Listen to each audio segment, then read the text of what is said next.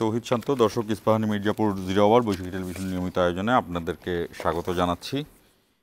আমাদের প্রতিদিনকার যে ঘটনাবলী থাকে, উল্লেখযোগ্য ঘটনা অথবা কোনো বিশেষ ঘটনা, সেই বিষয়গুলো নিয়ে আমরা আলোচনা করি এই ইস্পাহানি মির্জাপুর 0 আওয়ারে, বৈশাখী টেলিভিশনের 0 আওয়ার। দর্শক, একটি বিষয় আমাদের সামনে এসেছে যে আমরা দেখছি খাগড়াছড়িতে একটি অনাকাঙ্ক্ষিত ঘটনা, এবং সেই অনাকাঙ্ক্ষিত ঘটনা বিভিন্ন দিকে তার শাখা প্রশাখা ছড়িয়ে মনে হচ্ছে যে এটি একটি এক ধরনের তিল থেকে তালে রূপান্তরের পর্যায়ে আছে। খাগড়াছড়িতে প্রকৃতপক্ষে যে ঘটনাটি ঘটেছে আমরা শুনছি, খবর পাওয়া যাচ্ছে, কিন্তু এখন পর্যন্ত এই ঘটনার পরের যে পরম্পরা, যে একটি ধর্ষণকাণ্ড এবং ধর্ষণকাণ্ডতে যারা জড়িত তাদের গ্রেপ্তার হওয়া, এবং এ নিয়ে শেষ পর্যন্ত পাহাড়ি বাঙালি সেনাবাহিনী, বিজিবি, পুলিশ কয়েকমুখী সংঘর্ষ, গোলাবর্ষণ এবং দুজন পাহাড়ি নিহত হওয়ার পরবর্তীতে দুজন পাহাড়ি নিহত হওয়ার ঘটনা ঘটে। সেই জন্য খাগড়াছড়িতে গতকাল থেকে 144 ধারা জারি রয়েছে, এখনও বলবৎ, এবং পুরো জেলায় থমথমে পরিস্থিতি। সারা দেশের পরিস্থিতির উপরে বিষয়টি প্রভাব রেখেছে। এই বিষয়টি যখন ঘটছে তখন আমরা একটি দারুণ বিপুল সংখ্যক মানুষের অংশগ্রহণে দারুণ একটি গণ অভ্যুত্থানের মাধ্যমে যে দেশকে ফ্যাসিস্ট মুক্ত করে একটি সুষ্ঠু নির্বাচনের জন্য এগিয়ে যাচ্ছে, সেই সময় কিন্তু খাগড়াছড়ির এই ঘটনাটি ডানে বামে উপরে নিচে অথবা অভ্যন্তরীণ বিভিন্ন দিকে ডালপালা মেলছে। কোথা থেকে মেলছে, কেন মেলছে, এই বিষয়গুলো আমরা এই টকশোতে হয়তো আলোচনা করে পারবো না, তবে অবশ্যই যথাযথ কর্তৃপক্ষ বিষয়গুলোকে কোনটি আসলে সত্য ফ্যাক্ট সেটিকে গুরুত্ব দেবে। আমাদের আজকের বিষয় তাই আমরা রেখেছি ভোটে জোট ও অস্থির পাহাড়। আমাদের সঙ্গে এই আলোচনায় কথা বলার জন্য রয়েছেন বিএনপি নেতা আখতারুজ্জামান বাচ্চু। মোহাম্মদ আখতারুজ্জামান বাচ্চু, আপনাকে স্বাগত জানাচ্ছি। এবং রয়েছেন ঢাকা মহানগর দক্ষিণের নায়েবে আমির বাংলাদেশ জামাত ইসলামীর অ্যাডভোকেট ডক্টর মোহাম্মদ হেলাল উদ্দিন, আপনাকেও স্বাগত জানাচ্ছি। আমরা বরাবরের মতোই দর্শক শিরোনামটি চালাবো, শিরোনামটি দেখে আমরা আলোচনা শুরু করব। দেশ পুনর্গঠনে প্রবাসীদের আরও সক্রিয় অংশগ্রহণ চান প্রধান উপদেষ্টা। আজও যে আমরা গলা হারিয়ে বুক ফুলিয়ে বলি আমাদের অর্থনীতি মজবুত হয়েছে, সেটার একমাত্র কারণ হলো প্রেমিক্স। জুলাই বিপ্লবে পাওয়া জনবান্ধব পরিবর্তনকে চিরস্থায়ী করার তাগিদ। সুষ্ঠু নির্বাচনের প্রস্তুতি ভালোই এগিয়েছে বললেন সিইসি। আমাদের প্রকিউরমেন্টের বিষয়টি এগিয়ে গেছে মোটামুটি। এই নির্বাচন অনুষ্ঠানটা সুষ্ঠুভাবে সুন্দরভাবে করার জন্য যা যা প্রস্তুতি নেওয়া দরকার, এই ক্ষেত্রে আমরা অনেক এগিয়ে গেছি। সরকার প্রধানের রোডম্যাপ বাস্তবায়নে বদ্ধপরিকর নির্বাচন কমিশন। সম্প্রীতি সৌহার্দ্য বজায় রাখতে সতর্ক থাকতে বললেন তারেক রহমান। ফেব্রুয়ারির ভোট জুলাই সনদকে ভিত্তি করে আয়োজনের আহ্বান জামায়াতের।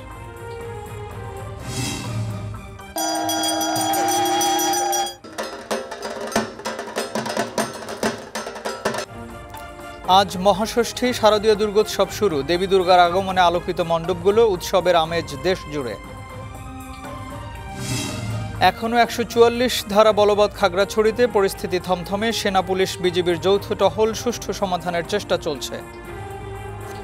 পাহাড়ি এবং বাঙালিদেরকে যদি কোনো সাম্প্রদায়িক কোনো কার্যক্রম হতে পারে আপনারা প্রেজিউম করে থাকেন, দয়া করে মানে যেভাবেই হোক এটাকে বানচাল করে দেওয়ার ব্যবস্থা করবেন। শুনছিলেন শিরোনাম। আমাদের অনুষ্ঠানটি বৈশাখী টেলিভিশনের পর্দার পাশাপাশি ফেসবুক এবং ইউটিউব পেজেও সরাসরি সম্প্রচারিত হচ্ছে। আপনার চাইলে সেখানে কমেন্টের মাধ্যমে আমাদের যুক্ত হতে পারেন। সর্বশেষ খবর পাওয়া পর্যন্ত আমরা যেটি জানলাম যে খাগড়াছড়িতে 3 জনের মৃত্যু ঘটেছে গুলিতে, এবং সেটি তাদের মৃতদেহ হাসপাতালে রাখা আছে, কিন্তু পুলিশ এই বিষয়টি বলতে পারছে না যে এটা আসলে কাদের গুলিতে তারা মারা গিয়েছে। পুলিশের দাবি সেখানে তাদের অবস্থান ছিল না, কিন্তু যেহেতু পরীক্ষা করতে পারেনি পুলিশ যে পুলিশের গুলিও লেগেছে কিনা, কারণ ওখানে তো পুলিশ কয়েক রাউন্ড গুলি করেছে। এই হলো ঘটনা। ঘটনাটি নিশ্চয়ই আপনারা দুজনই জানেন যে একটি ধর্ষণের ঘটনা, এবং সেখান থেকে এই এই পরিস্থিতির বিভিন্ন বিষয়গুলো এগিয়ে আসে।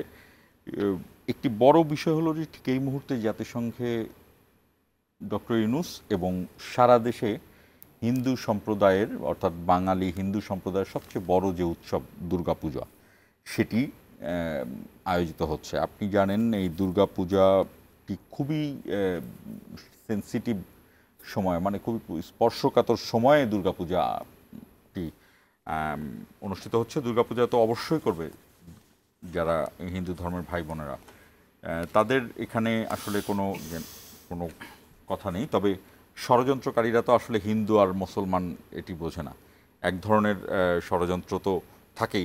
এটির সন্দেহ প্রধান উপদেষ্টাও করেছেন এবং বিভিন্নভাবে রাজনৈতিক দলগুলোও করছেন। ঠিক এই মুহূর্তে আবার খাগড়াছড়ির যে বিষয়টি এটিতেও চলছে এবং এছাড়া তো রাজনৈতিক দলগুলোর মধ্যে একটা টানাপোড়েন রয়েছেই। ঠিক এই হলো গত 3 দিনের পরিস্থিতির মধ্যে। আমরা একটি বিষয় আমাদের অ্যাডভোকেট ডক্টর মোহাম্মদ হেলাল উদ্দিনকে দিয়ে শুরু করতে চাই। আপনারা আজকে আপনাদের আমির একটি কথা বলেছেন যে ফেব্রুয়ারির ভোটকে জুলাই সনদকে ভিত্তি করে আয়োজনের আহ্বান। এটা আমরা আসলে জুলাই সনদকে ভিত্তি করে, আমাদের পুরো বিষয়টাই তো জুলাই সনদকে ভিত্তি করে হচ্ছে, কিন্তু আপনাদের কি এটার পেছনে সুনির্দিষ্ট কোনো কারণ আছে কিনা? আর এই খাগড়াছড়ির বিষয়গুলো নিয়েও আমরা এর একই সাথে আরও আলোচনা করব। রাজনীতি দিয়ে শুরু করলাম। জি ধন্যবাদ। আজকের এই অনুষ্ঠানের সম্মানিত উপস্থাপক, সহ আলোচক আমার প্রিয় ভাই এবং আজকে আমাদের সাথে সংযুক্ত দর্শক শ্রোতা সবাইকে আন্তরিক সালাম এবং শুভেচ্ছা। আসসালামু আলাইকুম ওয়া রাহমাতুল্লাহ। ওয়ালাইকুম আসসালাম ওয়া রাহমাতুল্লাহ। দেখুন, আমরা শুরু থেকেই বলে আসছি যে এই জুলাই সনদের যে দীর্ঘ সময়ব্যাপী আমরা আলোচনা পর্যালোচনা করে সিদ্ধান্তের দিকে আসছি, তো এটা যদি বাস্তবায়ন না হয় তাহলে এই আলোচনা পর্যালোচনার কী মূল্য থাকে? ইতিপূর্বে আমরা দেখেছি যে 90-এর গণ-অভ্যুত্থানের পরে 3 দলের রূপরেখা একটা স্বাক্ষর হয়েছিল, কিন্তু সেইটা আইনে পরিণত না হওয়ার কারণে সেটা পরবর্তীতে আর এটার কোনো ভ্যালু থাকে না। বিশেষ করে আমাদের যে জুলাই অভ্যুত্থানটা এটা হলো, এখানে দেখেন নানান কথা আছে। যেমন অন্তর্বর্তীকালীন সরকার, এটা কিন্তু আমাদের সংবিধানের অন্তর্ভুক্ত নাই। তাহলে 106 অনুচ্ছেদ দ্বারা এই অন্তর্বর্তী সরকারের একটা শপথ অনুষ্ঠান করা হলো। সুপ্রিম কোর্ট কোনো আইন তৈরি করতে পারে না, আইন ব্যাখ্যা দিতে পারে। 106 অনুচ্ছেদ অনুযায়ী এটা একটা বিতর্ক থেকে যায়। এই জন্য এটার বিতর্কের ঊর্ধ্বে ওঠার জন্য একটা মানুষ আমরা ভুল করতে পারি, কিন্তু ভুলের উপরেই থাকবো। আমরা ভুল করেছি তারপরে আমি ভুলের উপরেই থাকবো তা না, আমাদের সংশোধন হওয়ার সুযোগ থাকে, তার মধ্যে হইতে হবে। তো 106-এর পরিবর্তে আমরা যদি 7 অনুচ্ছেদ অনুযায়ী আমরা ধরি তাহলে এই সরকারের বৈধতার কোনো সমস্যা থাকে না। সেখানে বলা হয়েছে যে জনগণ তার উইল পাওয়ার, তার মাধ্যমে কোনো সরকারকে বসাইতে পারে, আবার নামাইতেও পারে। আমিও এটাই বলতে চাচ্ছিলাম যে গণ-অভ্যুত্থানকে লেটেন্ট হেরিটেজ বা লেটেন্ট স্পিরিট হিসেবে সংবিধানে, পৃথিবীর সব সংবিধানের মধ্যেই যে গণ-অভ্যুত্থানের কিন্তু জনভিত্তিটা কখনো কখনো অন্য অনেকের চেয়ে অনেক বেশি শক্তিশালী থাকে। কারণ দেশের ম্যাক্সিমাম মানুষ সেদিন রাস্তায় নেমে গেছিলেন, নারী পুরুষ শিশু পর্যন্ত সবাই নেমে গেছে, ধর্ম বর্ণ নির্বিশেষে। এবং অনেক আমি হিন্দু ধর্মের ভাইদেরকে গুলিবিদ্ধ অবস্থায় দেখেছি। আমরা না শহীদ হয়েছেন, তো শহীদ হয়েছেন এবং আমরা নিজেরাও আমরা একদম শিশু বাচ্চাটার নাম আমি ভুলে গেছি, সে বাসার ভিতরে তার বাসার বারান্দায়, এখানে সব ধর্ম মত সবাই মিলেই। তো এই জাতীয় একটা অভ্যুত্থান, একটা বিপ্লব, এটা কিন্তু অসাধারণ এবং বাংলাদেশের প্রেক্ষাপটে এটা খুবই গুরুত্বপূর্ণ। তো এই জন্য এটার যে আইনি একটা ভিত্তি এটা থাকা উচিত। সনদ থাকলে এটা ভবিষ্যতে আর কেউ কোনোদিন এটা প্রশ্ন তুলতে পারবে না। আর এটার ভিত্তিতেই যদি আন্দোলনের যে সব কিছু ওখানে আসে এবং আগামী নির্বাচনটাও যদি এটার ভিত্তিতে হয় তাহলে সবার জন্যই কল্যাণ, বিএনপির জন্য কল্যাণ, আমাদের জন্য কল্যাণ, এনসিপি সবার জন্য কল্যাণ। তো এই কথাটাই আমরা শুরু থেকে বলে আসতেছি। আমাদের 7 দফা ছিল, এখন আমরা 5 দফায় আন্দোলন করছি। তার ভিতরে এটা আছে যে জুলাই সনদের ভিত্তিতে ফেব্রুয়ারিতে ইলেকশন দিতে হবে। এই 5 দফা আপনার 5টি দল একসাথে একইভাবে যুগপৎ আন্দোলন করলেন সম্ভবত। এটি আপনারা তো এক মঞ্চে করেননি, যুগপৎ করেছেন। যুগপৎ, সেখানে আপনাদের এই 5 দফার দাবিটা একটু বলছেন আবারও। হ্যাঁ, এর মধ্যে 1 নম্বরে হলো আমাদের জুলাই সনদের ভিত্তিতে আগামী ফেব্রুয়ারিতে ইলেকশন দিতে হবে, 1 নম্বর। এটারই ব্যাখ্যা তো চাচ্ছি। জুলাই সনদের ভিত্তিতেই তো এই নির্বাচনটি হচ্ছে। জুলাই সনদের ভিত্তিতে না, ঠিক আসলে জুলাই আন্দোলনের ভিত্তিতেই। জুলাই এই আন্দোলনটাকে যখন আমি একটা কাঠামোতে যাব তখন সেটি সনদ হবে। আসলে সেই জায়গাতে আপনারা এটাকে কিভাবে অ্যাকোমোডেট করবেন? যে আমরা বলছি যে এটার একটা আইনি ভিত্তি দিতে হবে। আচ্ছা, একটা আইনি ভিত্তি, মানে এনসিপি যেটা বলছে সেটাই। এনসিপি কি বলছে আমি বলতে পারবো না, এনসিপি তবে একই কথা বলছে যে জুলাই সনদের বাস্তবায়ন প্রক্রিয়া নিয়ে তারা বলছে যে নির্বাচনের আগেই, মানে যেটি বিএনপি বা অন্য অনেক দলের মতামত হলো, অনেক দল না, 2-1টা দল, মানে অনেক দল বলতে আমি আসলে মানে বেশি বাড়ায় মানে বিএনপিকে জাস্টিফাই করছি না, আমি কথার কথাতেই বলছি। 32টা দলের মধ্যে 25টা দল একরকম চাচ্ছে, আর তাহলে থাকলো আর কয়টা? এই কয়টা দল আর এক রকম চাচ্ছে। যাই হোক, এখন গণতন্ত্রে তো ভাই মেজরিটি যেদিকে থাকবে সেদিকে আপনি মানতে হবে না। এখানে দলের মেজরিটি যেমন আপনি মানতে পারেন, আবার দলের সমর্থকদের মেজরিটি। গণভোট দেন, গণভোট দেন, গণভোট দিয়ে যাচাই করেন যে কোন দিকে মানুষ কোন দিকে যাচ্ছে। কারণ যেহেতু ভোট নাই, আমার 15 বছর ভোট নাই, কিন্তু আপনি কেমন বুঝবো যে কে মেজরিটি কে মাইনরিটি? এটা বোঝার কোনো সুযোগ নাই। আমি আরেকটু পরিষ্কার করি, কারণ জুলাই সনদ, জুলাই ঘোষণাপত্র এটি কিন্তু সাধারণ মানুষের জন্য এখনো খুব একটা পরিষ্কার হয়নি। এটার কারণ আমি রাজনীতিবিদদের একটি বিষয়ে বলতে পারি যে রাজনীতিবিদরা এটা কিভাবে হবে এটা নিয়ে আলোচনা হচ্ছে, কিন্তু জুলাই সনদ বা জুলাই ঘোষণাপত্র কি একদম তৃণমূলের মানুষের কাছে পৌঁছানোর যে ব্যাখ্যাটা, এই জায়গাটা কিন্তু গড়ে ওঠেনি। সেখানে এক ধরনের সমর্থন হয়তো পাওয়া যায়। যাই হোক, আমি আলোচনাটাই জানতে চাচ্ছি যে আপনি জুলাই সনদ বা জুলাই ঘোষণাপত্র যেটি বললেন ডক্টর ইউনূস, সেটি আগামী নির্বাচিত সরকার, আগামী সংসদে যারা থাকবে তারা রেটিফাই করে নেবে। এটি তো একটা, এটি বিএনপি এবং কয়েকটি দলের ইয়ে। আপনারা বলছেন যে এটা আগেই বাস্তবায়নের জায়গাটায় যেতে হবে। এটা হলো যে শোনেন, এখন এই যে আমাদের যেগুলো আলোচনা হয়েছে, মনে করেন 18টা 19টা মেইন এতে আসি দাঁড়াইছে আমরা। এখানে দেখা যাচ্ছে যে কয়েকটা বিষয়ে একটা দল নোট অফ ডিসেন্ট দিলেন, ঠিক আছে? নোট অফ ডিসেন্ট দেওয়া, দল মানে বিএনপি দিয়েছে নোট অফ ডিসেন্ট। তো ওনাদের বক্তব্য হলো যে আমরা আগামী ইলেকশনের সময় আমরা ম্যানিফেস্টোতে আমরা উল্লেখ করব আমাদের বিষয়গুলো। জনগণ যদি আমাদেরকে ভোট দেয় তাহলে আমাদেরগুলো অ্যাকসেপ্ট হয়ে গেল। নোট অফ ডিসেন্ট আমাদের আর তখন নিয়ে আসতে হবে না। আর জনগণ যদি তাদেরকে ভোট মানে মেজরিটি না দেয়, তাহলে তারা বলছে তখন অন্য দল আসবে, তারা তখন ওই নোট অফ ডিসেন্ট। এখন এই ইলেকশনে যে দলগুলো যাচ্ছে তারা কি কেউ জুলাই সনদের বিপরীতে আছে কিনা? আমি শেষ প্রশ্ন করলাম, এরপরে এনারা হচ্ছেন কি মানে বিচার মানি তাল গাছটা আমার, এরকম একটা ভাব। আমি জুলাই সনদ মানি, বাট আইনের ভিত্তি দেব নির্বাচনের পরে। এটা কোন কথা হলো? জুলাই সনদ মানলে জুলাই সনদকে আগে স্বীকৃতি দেন, আইনে ভিত্তি দেন, দিয়ে তারপর আপনি ইলেকশনে যান, অসুবিধা কি? আচ্ছা, বিএনপিকে আমি জাস্টিফাই করবো না, তবে একটা তথ্য দিয়ে রাখি, এটা পরে আপনার আলোচনায়। বিএনপি কিন্তু এর আগে এরকম একটি কাজ করেছে যেটি তারা সংসদে গিয়ে এটা রেটিফাই করেছে। বেগম খালেদা জিয়া 96 সালে তত্ত্বাবধায়ক সরকারটি এনেছে। আমি তথ্য দিলাম, এটা জাস্টিফাই করি। জি, আখতারুজ্জামান বাচ্চু, এই ব্যাপারে কথা আছে। আখতারুজ্জামান বাচ্চু, জি, যে আলোচনাটি চলছিল যে জুলাই সনদের বিষয়ে একটি গণভোট, একটি গণপরিষদ নির্বাচন যেভাবেই বলেন, বা আসলে জুলাই সনদ বা গণ অভ্যুত্থানের মাধ্যমেই গণ অভ্যুত্থানই কিন্তু আগামী নির্বাচনের পথ খুলে দিয়েছে।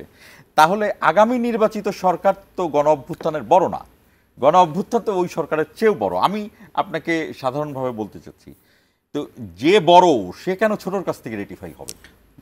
ধন্যবাদ আপনাকে, আপনার মাধ্যমে আমাদের সহ আলোচক এবং বৈশাখী টিভির দর্শক শ্রোতা সবাইকে ধন্যবাদ। দেখেন, আমরা শুধু এই যে টক শো আলোচনার টেবিলে সময় ক্ষেপণ করছি। আসলে আমি জনগণ এই যে মাসের পর মাস, দিনের পর দিন, ঘন্টার পর ঘন্টা আলোচনার টেবিলে এই যে জুলাই সনদ, গণপরিষদ, পিআর, একটার পর একটা বিভিন্ন জিনিস নিয়ে আমরা যে আলোচনার টেবিলে যে সময় ক্ষেপণ হচ্ছে, জনগণ সেটা কিভাবে দেখছে? আপনি উনি একটি জিনিস বললেন, আমি সেটার উত্তর আগে দিই। 32টি দলের মধ্যে 25টি দল। আপনার ক্লাসে আপনার ছাত্র 100 জন, পাস করলো 20 জন, আপনি কি ওই 80 জনকে কাউন্ট করবেন না 20 জনকে কাউন্ট করেন পাসের হারে? তো এই যে 25টি দলের কথা উনি বলছেন, যে 25টি দল, তাদের কি জনগণের ম্যান্ডেট আছে? তারা কখনো জনগণের প্রতিনিধিত্ব করেছে? তারা কি কখনো সংসদে গিয়েছে? জনগণ তাদেরকে কখনো ভোট দিয়েছে? তো ধরেন সুতরাং 25টি দলের বিপরীতে যে দলগুলো, তারও তো ম্যান্ডেট আর নেই। উনার যে 25টি দলের কথা বলছেন, ওনার এই তথ্যটি সঠিক নয়। কারণ বিএনপির নেতৃত্বাধীন যে জোট রয়েছে, সেখানে এলডিপি রয়েছে, জেএসডি রয়েছে, নাগরিক ঐক্য রয়েছে, বিপ্লবী ওয়ার্কার্স পার্টি রয়েছে, গণসংহতি আন্দোলন রয়েছেন, রাষ্ট্র সংস্কার আন্দোলন রয়েছেন, তারপর বাংলাদেশ জাতীয় পার্টি বিজেপি রয়েছে, গণফোরাম রয়েছে, 12 দলীয় জোটের সমমনা দলগুলি রয়েছে, গণতান্ত্রিক বাম ঐক্য রয়েছে, লেবার পার্টি রয়েছে। সুতরাং এই তথ্যটি মানে সঠিক নয়। এটা হলো একটি। আরেকটি হলো জুলাই সনদ। দেখেন আপনি আজকে আমরা এই মুহূর্তে বাংলাদেশের প্রধান এই দেশের মানুষের আকাঙ্ক্ষা জুলাই বিপ্লব, এই যে হয়েছে, জুলাই বিপ্লবের ম্যান্ডেট নিয়ে বর্তমান অন্তর্বর্তীকালীন সরকার ডক্টর মোহাম্মদ ইউনূস সাহেবের সরকার গঠিত হয়েছে। সেই সরকার নির্বাচন পরিচালনার যে দায়িত্ব নিয়েছে, যে মহান দায়িত্বটি নিয়েছেন, এই সরকার দীর্ঘদিন 11টি সংস্কার কমিশন নিয়ে 84টি প্রস্তাব নিয়ে দীর্ঘদিন আলোচনা করেছে। একটা পর্যায়ে এসছেন। আমার সহালোচক ওনাকে আমি জিজ্ঞেস করতে চাই, জামাতে ইসলামী সেখানে সংস্কার কমিশনে মাসের পর মাস আলোচনা করেছে, একটি দিনও কিন্তু নিম্নকক্ষে পিয়ারের কথা বলে নাই।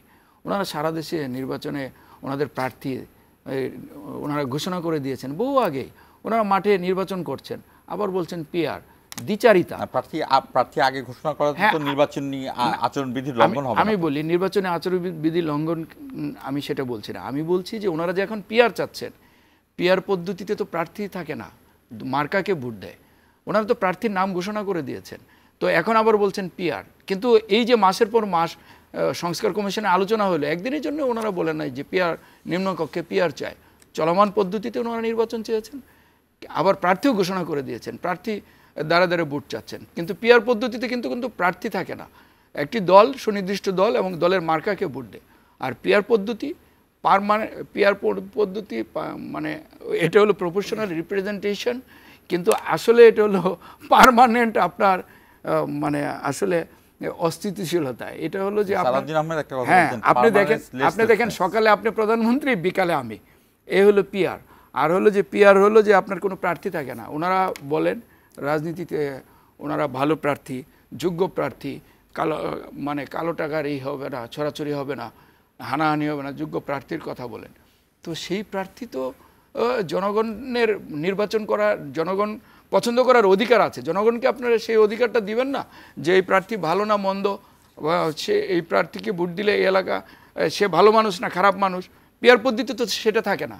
পিয়ার পদ্ধতিতে একটি দলের উপর দলকে ভোট দেওয়া, ওই দলের প্রধান ঠিক করবেন, ওই আসনে কাকে এমপি নির্ধারণ করবেন। এতে তো আরও বেশি স্বৈরাচারী, এবং সেখানে তো আরও টাকার ছড়াছড়ি হতে পারে। কারণ হলো ওই যে দলের প্রধান, উনি চাইলে ধরেন যে কাউকেও সেখানে দিতে পারেন। সুতরাং জনগণের সেখানে পছন্দ অপছন্দটা কোনো গুরুত্বহীন। সুতরাং এটা তো কোনো বাংলাদেশের প্রেক্ষাপটে এটা হতে পারে না। আর হলো যে দেখেন, একটা নতুন পদ্ধতি আপনি চালু করলে যে কোনো জায়গায়, সেটা পর্যালোচনা এবং সেটা যাচাই বাছাই বা সেটা ভালো মন্দ বিচার বিশ্লেষণের জন্য দীর্ঘ সময়ের প্রয়োজন। পৃথিবীর কিছু দেশে পিয়ার পদ্ধতিতে নির্বাচন হয়, আপনি দেখেন কিছু না, অনেক দেশে হয়, কিন্তু সেগুলি এবং সবচেয়ে আধুনিক দেশগুলো যেগুলো গণতন্ত্র খুবই মজবুত, আমরা কিন্তু সেই আধুনিক দেশের পর্যায়ে পড়ি না। আর হলো যে দেখেন, আমরা আধুনিক হতে চাই। আধুনিক হতে আপনি রাতারাতি আপনি সবকিছু পাল্টে ফেলতে পারবেন না। আপনাকে আগে দেশের মানুষের মানসিকতা পাল্টাইতে হবে, দেশের মানে আপনার প্রতিষ্ঠানগুলো ঠিক করতে হবে, রাষ্ট্রীয় প্রতিষ্ঠানগুলো ধ্বংস হয়ে যাওয়া, ফেসিবাদের কবলে পড়ে ধ্বংস হয়ে যাওয়া প্রতিষ্ঠানগুলো ঠিক করতে হবে। তারপর তো আপনি একটা পদ্ধতি, আর যেসব দেশে পিয়ার চালু হয়েছে দীর্ঘদিন তারা সেটা প্র্যাকটিস করে, তারা সেটা চর্চার মাধ্যমে, তারা বিশ্লেষণ করার মাধ্যমে, চালু না হলে দীর্ঘদিন চর্চাটা শুরু হবে। আপনি দেখেন চালুটা করার আগে আপনার এই যে এই হাউসে আপনি একটা জিনিস দেখেন, এখন একটা সেট আপ আছে, সেইটা পরিবর্তন করার ক্ষেত্রে আপনি আগে দেখবে সেই সেট আপটা কার্যকরী কিনা, সেই সেট আপটা প্রপারলি ফাংশন করবে কিনা। তার উদাহরণ তো পাশের দেশ নেপালে দেখেন কি অস্থিরতা। সুতরাং আমরা বাংলাদেশ একটি ভঙ্গুর অর্থনীতির দেশ, এখানে হাজার সমস্যার দেশ, বহু জনসংখ্যার দেশ, এখানে একটি স্থিতিশীল সরকার দরকার।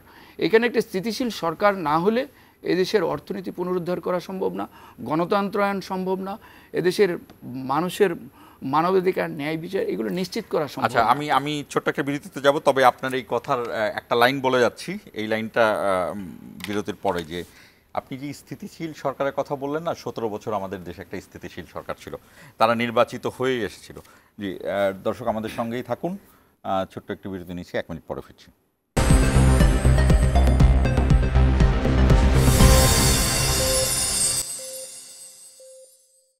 আবারও স্বাগত জানাচ্ছি। আখতারুজ্জামান বাচ্চু, আপনি বলছিলেন না যে আমরা জানি এটা আসলে রাষ্ট্রবিজ্ঞানেও আছে, একটা কল্যাণ রাষ্ট্রের ভূমিকাতেও আছে, ইকোনমিক্সে বলে, সব কিছুতেই, যে দেশের সব ধরনের পরিস্থিতি স্থিতিশীল না থাকলে দেশের গণতন্ত্র থেকে শুরু করে অর্থনীতির কোনো কিছু স্টেবল হয় না। কিন্তু আমি বলেছিলাম যে আমাদের 17 বছর কিন্তু স্থিতিশীল একটি সরকার ছিল। দেখেন 17 বছর স্থিতিশীল সরকার ছিল না, 17 বছর যে সরকারটি ছিল সেটা একটি ফেসিস্ট সরকার ছিল, ফেসিজম ছিল। আজকে আপনার 17 বছর যে সরকার ছিল, চাইলে আপনাকে যে কোনো মুহূর্তে গুম করতে পারতো, যে কোনো মুহূর্তে খুন করতে পারতো, চাইলেই যে কোনো মুহূর্তে মানবাধিকার লঙ্ঘন করা যেত। দেখেন আমার বাসায় ডিবি পুলিশ রেড দিয়েছে, সেখানে ছাত্রলীগ নিয়ে এসছে, ছাত্রলীগ নিয়ে এসে আমার পরিবারের সদস্য যারা ছিল, নারী ছিল, তাদেরকে লাঞ্ছনা করা হয়েছে। সেগুলি বললে বাংলাদেশের বহু মায়ের বুক খালি হয়েছে, বহু মা সন্তান হারা হয়েছে, বহু ভাই তার হারা হয়েছে। সুতরাং মোটেই স্থিতিশীল ছিল না। তারা বলতো কম গণতন্ত্র বেশি উন্নয়ন, অর্থাৎ উন্নয়নের নামে তারা গণতন্ত্র হরণ করেছিল। তারা এই দেশের মানুষের গণতান্ত্রিক যত অধিকার সব হরণ করেছিল, যে আয়নাঘর বানিয়েছিল। তারা চাইলেই যে কাউকে গুম করত, চাইলেই যে কাউকে খুন করত, যে কাউকে যে কোনোভাবে মানবাধিকার লঙ্ঘন করত।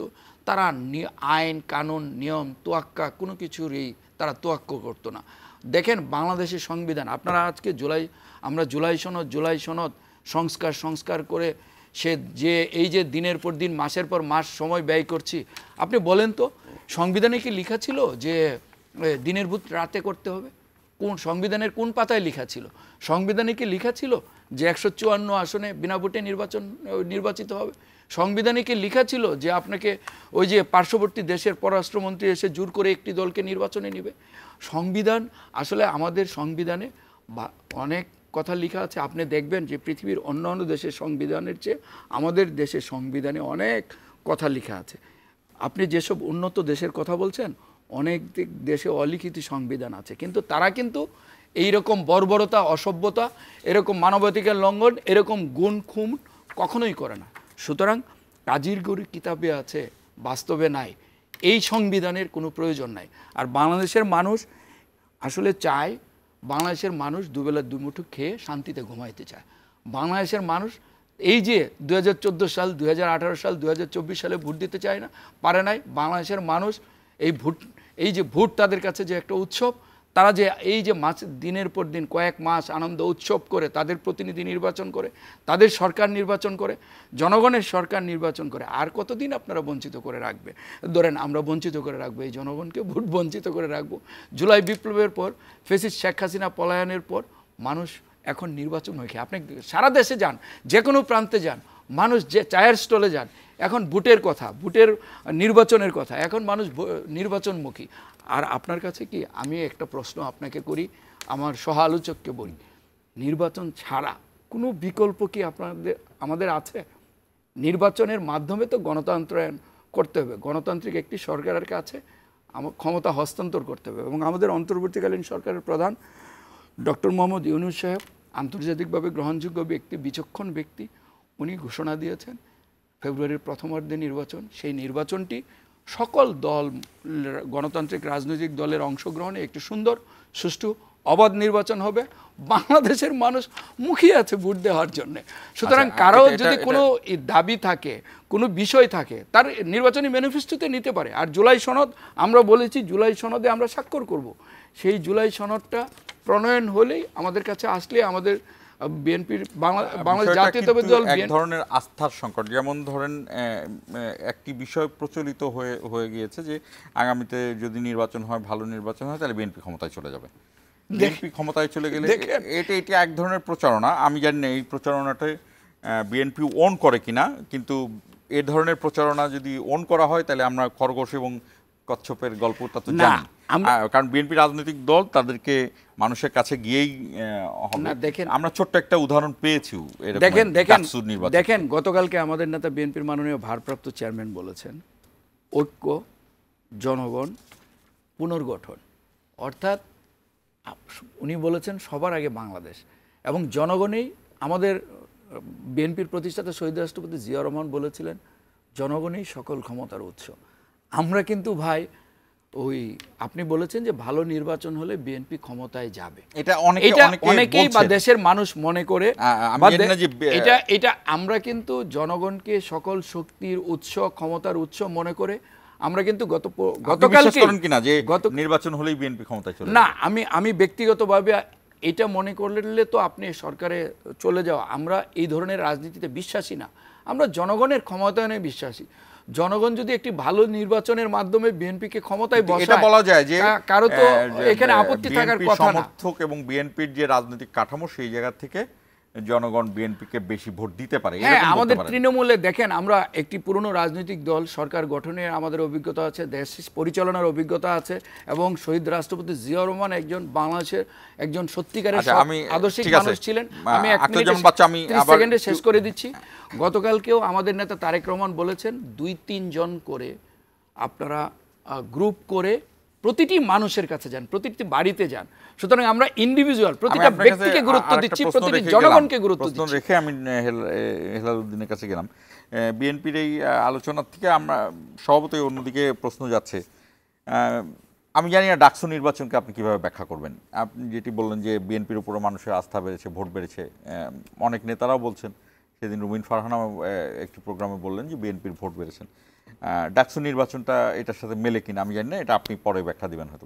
আমি ডক্টর মোহাম্মদ হেলালুদ্দিনের কাছে আসি। সেটি হলো যে আপনার পিআরের কথা বলছেন, আপনারা জুলাই সনদের কথা বলছেন। জুলাই সনদের কথা আপনারা শুধু এনসিপিও বলছে, গণ অধিকার পরিষদও বলছে যে এটি একটি আইনি কাঠামোর মধ্যে আনতে। কারণ একটি বিষয় খুবই গুরুত্বপূর্ণ যে যারা এই অভ্যুত্থানের নেতৃত্বে ছিলেন, মানে যারা এখন ওপেন ফেস, নাহিদ, হাসনাত, সার্জিস, আক্তার, যাদের কথাই বলেন, এটি তো একদম পরিষ্কার দেখা যাচ্ছে যে আক্তারের উপর তো ডিমো মার্চ মেরেছে, হাসনাতের গাড়িতে হামলা হয়েছে।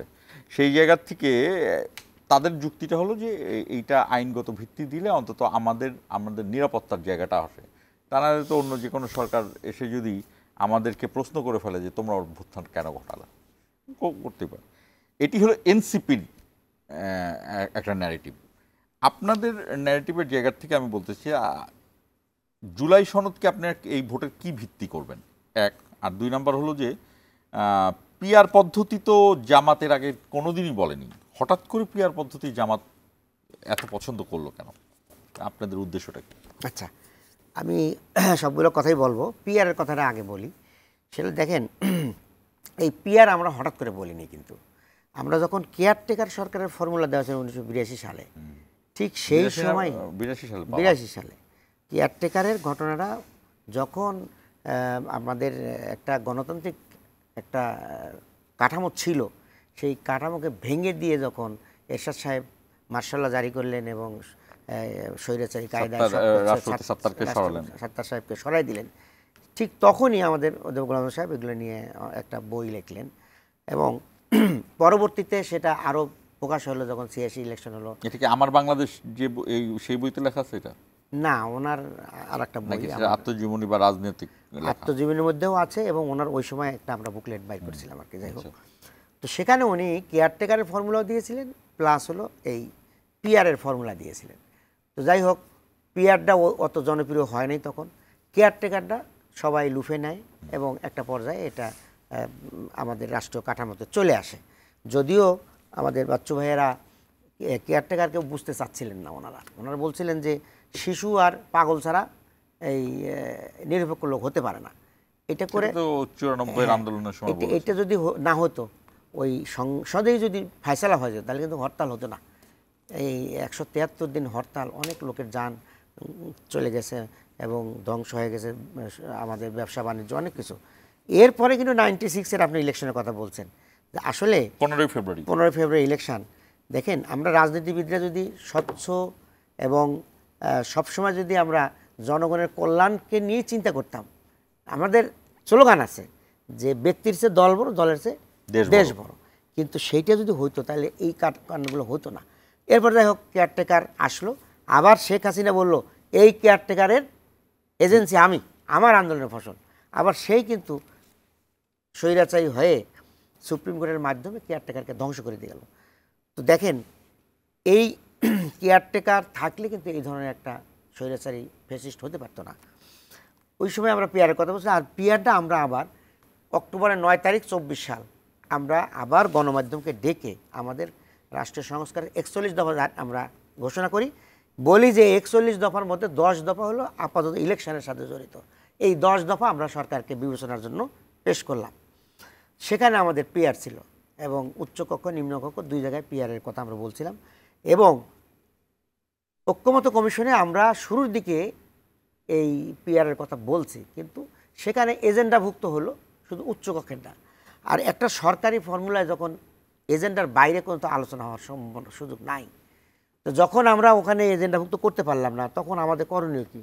তখন আমরা গণমাধ্যমকে জানাই, আমরা প্রেস কনফারেন্স করেছি, এরপরে আমরা জনসভায় বলেছি। এরপরে যখন দেখছি যে না, এটা সরকার কোনোভাবেই মানে তাদের আমলে নিচ্ছে না। আমি এটার একটা প্রাসঙ্গিক একটা আপনাদের কি কোনো নিজস্ব দলের নিজস্ব কোনো জরিপ আছে যে আপনাদের সারা বাংলাদেশে মোটামুটি কত পার্সেন্ট ভোট সমর্থক বা ভোটার ভোটের হিসাবে? আমাদের জরিপ আছে, তবে আমরা এটা প্রকাশ করব না, কারণ এটা হলে জনগণের উপরে একটা দেওয়া হবে। যেমন আমি একটা টকশোতে গেছিলাম, আমাদের রফিক ভাই ব্রাহ্মণবাড়িয়া বাঞ্ছারামপুর থেকে উনি ইলেকশন করবেন। ওনাকে জিজ্ঞাসা করলেন যে এই যে ডাকসু নির্বাচনের সামনে আপনারা কী ফিল করেন? উনি বলছে আমরা আশা করি ছাত্রদল ফুল প্যানেলে বিজয় হবে এবং যতগুলো ইউনিভার্সিটি আছে সবগুলোতেই ছাত্রদল বড় সংগঠন তারা বিজয় হবে। একই কোশ্চেন আমাকে করলো, আমি বললাম যে এটা কীভাবে বলবো, এটা তো বলা ঠিক হবে না, ছাত্রদের ব্যাপার, তারা যাকে ভালো মনে করে তাকে ভোট দিবে, আর যে বিজয় হবে সেই আমাদের। হ্যাঁ, এটা তো আমাদের কোনো এর বিষয় না।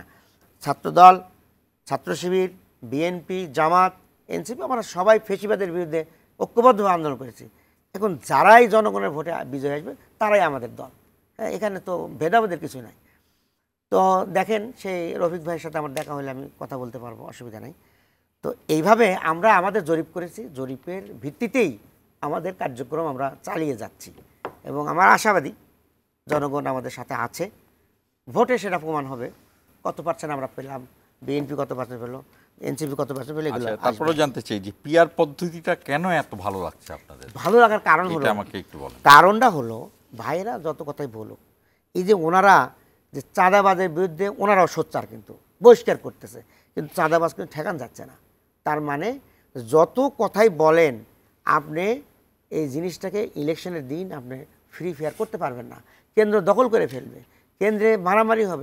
কারা করতে পারে এটা যাদের এই যারা মনে করেন যে আমি কেন্দ্র দখল যারা করতো, আওয়ামী লীগ সে তো নাই, আওয়ামী লীগ নাই, কিন্তু এখন আমার দরকার, আমি আমার দলকে আমার ক্যান্ডিডেটকে বিজয় করে নিয়ে আসতে হবে, সে তখন এইভাবে চলে যাবে। আমরা চাচ্ছি যদি পিয়ার হয় তাহলে ক্যান্ডিডেট কেউ বলতে পারে না আমি এই আসনের জন্য ক্যান্ডিডেট, এটা আমি বলতে পারছি না, তাহলে আমি কেন ওখানে গণ্ডগোলটা করতে যাবো? এরপরে মনে করেন ওনারা কালো টাকার কথা বলতেছে।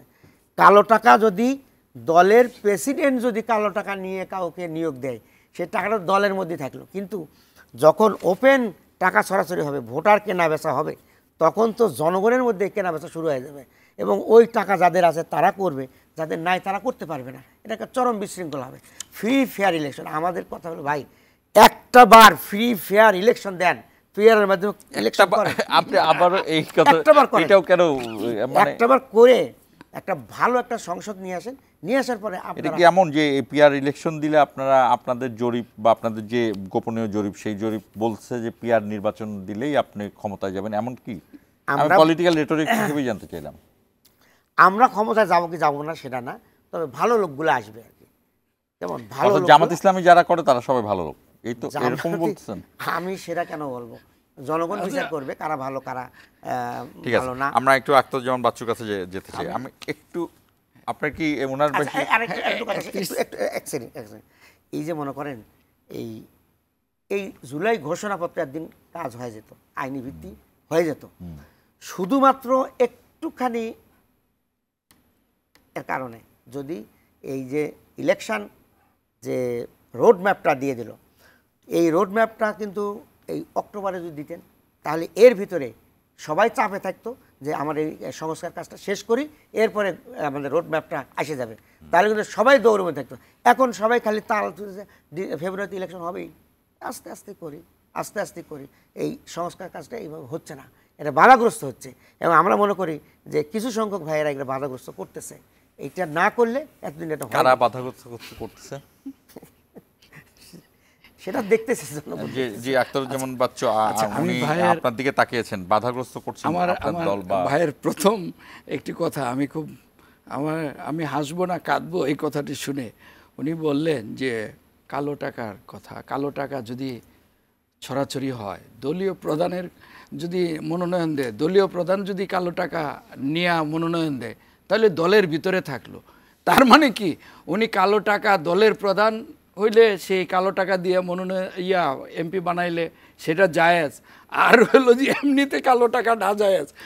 কালো টাকা মানে সব ক্ষেত্রেই কালো টাকায়, সেই জায়গায় এইখানে দলীয় প্রধান কালো টাকা নিয়ে যদি পিআর পদ্ধতিতে দলীয় প্রধান নিয়ে স্বৈরাচারী কায়দায় দেয়, সেটা জায়েজ হলো, সেটা সমর্থনযোগ্য হইলো, এইটা তো হতে পারে না। আর হলো যে উনি আরেকটি বিষয় বললেন, ওই জুলাই সনদ বা সংস্কার বাধাগ্রস্ত করা। দেখেন, আপনি পৃথিবীতে একটি দেশ খুঁজে পাবেন না যে প্রধানমন্ত্রীর মেয়াদ নির্দিষ্ট করে দেওয়া, একটি আছে থাইল্যান্ডে 8 বছর। আর আমরা বিএনপি বারবার সরকারে গেছে, এদেশের ভোট হলে আপনিই বলেছেন ভালো ভোট হলে বিএনপি সরকার গঠন করবে, তারপরে বিএনপি 10 বছরের বেশি প্রধানমন্ত্রী কেউ থাকতে পারবে না, বিএনপি সেই প্রস্তাব গ্রহণ করেছে। শুধু তাই না, রাষ্ট্রপতি আপনারা জানেন এখন রাষ্ট্রপতি ঠুটু জগন্নাথ, আমরা প্রধানমন্ত্রীর ক্ষমতা কমিয়ে রাষ্ট্রপতি এবং প্রধানমন্ত্রীর মধ্যে ভারসাম্যের প্রস্তাব আমাদের নেতা বিএনপির মাননীয় ভারপ্রাপ্ত চেয়ারম্যান 31 দফায় দিয়েছেন, সংস্কার কমিশনেও আমরা দিয়েছি। আমরা জুলাই সনদ, সংস্কার, বিচার সব কিছুই চাই, কিন্তু এটা যথাযথ প্রক্রিয়ায়। দেখেন আপনি আমাদের ভাইয়েরা খুন হয়েছে, আমাদের সবচেয়ে বেশি তো এই জুলাই। একটু যোগ করে আমি পিআর পদ্ধতির থেকে একটু যোগ করে, আমাদের আবার বিরতির সময় হয়ে গিয়েছে। বিএনপির যে সমর্থক এবং পিআর পদ্ধতি সম্পর্কে আমি যতটুকু জানি, বিএনপির এই সমর্থকের জায়গাতে বিএনপি অনেকটাই আগায় যাওয়ার কথা পিআর পদ্ধতিতে। বিএনপির নির্বাচনী ফলাফলে কোনো ধরনের প্রভাব খুব একটা রাখার, তারপরও আপনারা কেন পিআর পদ্ধতি নিয়ে দেখেন, প্রথমত হলো যে পিআর পদ্ধতিতে প্রথম নির্বাচনটা হলো এদেশের মানুষ দেখেন, সেটা আপনার সংসদ নির্বাচন বলেন, উপজেলা পরিষদ নির্বাচন বলেন, মেয়র নির্বাচন বলেন, চেয়ারম্যান বলেন, মেম্বার বলেন, জনগণ কিন্তু তাদের প্রার্থী ছোট্ট করে তাদের প্রার্থী ভালো মন্দ পছন্দ করার এখতিয়ার জনগণের, সেটা থেকে আপনি বঞ্চিত করতে পারেন না। এটা হলো প্রথম কথা। দ্বিতীয় কথা হলো যে পিআর পদ্ধতিতে ধরেন গ্রামে আমার এখানে ধরেন 4 লাখের উপরে ভোট, কিছু মানুষ সিল মারতে গিয়ে, গ্রামের অশিক্ষিত যারা মানুষ, বয়স্ক মানুষ, তারা সিল মারতে গিয়ে কিছু ভুলে দিয়ে দেয়। এখন আমার এখানে ধরেন 111টা কেন্দ্র, 111টা 779টি বুথ, সেই বুথগুলিতে যদি আচ্ছা বুথের কথা বাদেই দিলাম, 111টি কেন্দ্র করে 10টা ভোটও যদি কেউ ভুলক্রমে দিয়ে দেয়, তাহলে 1110টি ভোট, 300 আসনে একটি। তো এখন যে মার্কাকে জনগণ ভোটেই দিল না, তিনিও এমপি হিসেবে চলে আসবেন, সেই এমপির তার মানদণ্ডে সংসদে যাওয়ার তার কোনো যোগ্যতা, দক্ষতা বা তার কোনো সংসদে কথা বলার মতো তার কোনো মেরিটই থাকবে না। সুতরাং আর দেখা যাবে যে এই প্রার্থীটা এমন একটি এলাকায় দিয়েছেন যে এলাকার সম্পর্কে ওনার ধারণা নাই, জনগণ তাকে চান। আখতারুজ্জামান বাচ্চু, আমরা ছোট্ট একটু বিরতি নিতে হচ্ছে। দর্শক আমাদের সঙ্গেই থাকুন, 1 মিনিট পরে ফিরছি।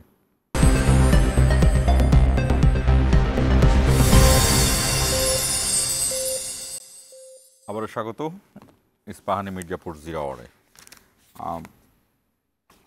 ডক্টর হেলাল, আখতারুজ্জামান বাচ্চু দুজনই জানেন যে খাগড়াছড়িতে এক ধরনের পরিস্থিতি ক্রিয়েট হয়েছে এবং সেখানে সেনাবাহিনীকে, আপনারা জানেন যে সেনাবাহিনীর যে কর্মপদ্ধতি সেটা কিন্তু পুলিশের মতো না। সেনাবাহিনীর উপর আক্রমণ করা হয়েছে, 12 জন সেনা সদস্য আহত হয়েছে, 3 জন পাহাড়ি মারা গিয়েছেন এবং যে ঘটনাটি, এই ধর্ষণের ঘটনায় তাদেরকে গ্রেপ্তারও করা হয়েছে আসামিগুলোকে। ঠিক এই মুহূর্তে পাহাড়ের এই অস্থিরতাকে কীভাবে দেখছেন? না, এটা মোটেই কাম্য নয়, কারণ এখানে আমরা যতটুকু জানতে পেরেছি যে ঘটনাটা ঘটেছে এবং সেটা আমরা কেউ কামনা করি না। সে যে ধর্মের যে দলেরই হোক, এটা অপরাধী এবং রাষ্ট্র তাদের তাকে, এবং যে অপরাধটা শুনেছি এই অপরাধে কোনো ধরনের মানে ক্ষমা করার যোগ্য নয় এবং তারা আইন শৃঙ্খলা এরা কাজ করতেছিল। কিন্তু এক্ষেত্রে এই যে কুজেন্দ্র লাল সাহেব, যিনি আওয়ামী লীগের মানে জেলা সভাপতি, তিনি মন্ত্রী ছিলেন আওয়ামী লীগের, তিনি এই ঘটনাটাকে অন্যদিকে মোড় নিচ্ছেন এবং সে পাহাড়িদেরকে উস্কাই দিচ্ছেন এবং সেনাবাহিনীকে প্রতিপক্ষ বানিয়ে একটা মানে ভিগরাস টাইপের একটা ঘটনা ঘটানোর চেষ্টা করতেছেন। এটা আমাদের সবাইকেই কনসার্ন থাকতে হবে এবং দেশবাসী সহ আমরা সকল দল মত নির্বিশেষে সবাই মিলে এই ঘটনাগুলোকে আমরা যেন কোনোভাবে প্রশ্রয় না দেই, সরকারকে সহযোগিতা করে এটাকে শান্ত করার দিকে আমাদের এগিয়ে যেতে হবে। এছাড়া আর কোনো জায়গা আছে কিনা, আর কোনো পরামর্শ মনে করেন কিনা? কারণ আপনি জানেন যে এই পাহাড় বা চট্টগ্রাম, আখতারুজ্জামান বাচ্চু আপনিও দেখেছেন কিনা, মাত্র সপ্তাহখানেক আগে হঠাৎ করে আমরা জানি না ত্রিপুরার রাজা তিনি বলে বসলেন যে ভারতের উচিত চট্টগ্রামকে নিয়ে নেওয়া। এটা আমি অপ্রাসঙ্গিক না, আমি একটা জায়গা থেকে বলছি। ঠিক এই সময় পাহাড়ে এই ধরনের আনরেস্টের জায়গাতে সরকার কিভাবে দেখা উচিত আপনাদের? না, এটা তো মনে করেন যে শেখ হাসিনা ভারতে বসে আছেন, উনি তো বসে নাই, উনি তো একটার পর এক বিভিন্ন কর্মসূচি নিয়ে এগিয়ে যাচ্ছেন। তিনি তার একটা অংশ হিসেবে ত্রিপুরা রাজাকে এইদিকে মানে মুভ করেছেন এবং পাহাড়িদেরকে অর্গানাইজ করার জন্য তাদের যে দলীয় লোকজন আছে তাদেরকে সেখানে ইনগেজ করেছেন।